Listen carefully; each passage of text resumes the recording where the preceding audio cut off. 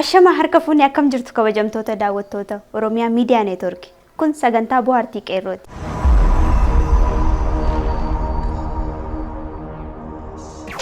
Egaa sagantaa keenya keessatti qophii irraa barannu qabna.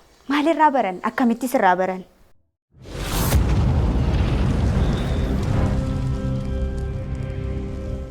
Kitaabni isaa The Alchemist biyyoota 140 keessatti afaanota 52tti hiikamee kooppiin miiliyoona 35 maxxanfameera.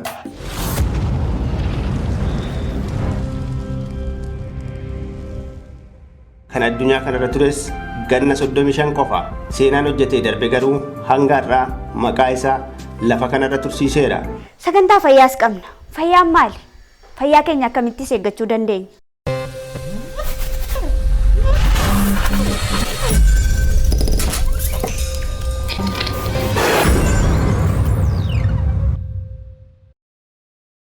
Dhukkuboota xiqqoof yeroo yeroon qorichoota dhukkubbii fayyisan yookiin wayyeessan fudhachuun rakkoo kaleef nu saaxila. Waltajjii nama kan akka feeteeti. Akka feeteen maali? Maaltu akka fedheedha?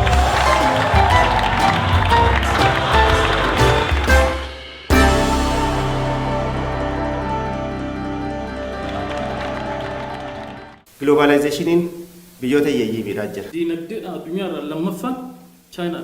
Aadaan ofii illee hin ganne. Kanneen jechaa ibsu kana laata. Itti cufteetti globalizationii fakkeenyaaf intarneetii.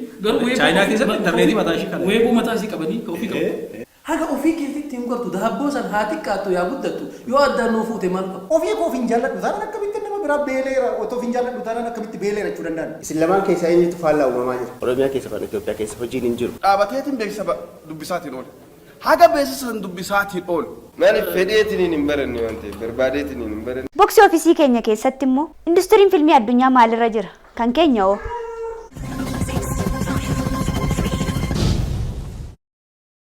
Bohaartii qeerroo filannoo bohaartiif odeeffannoo.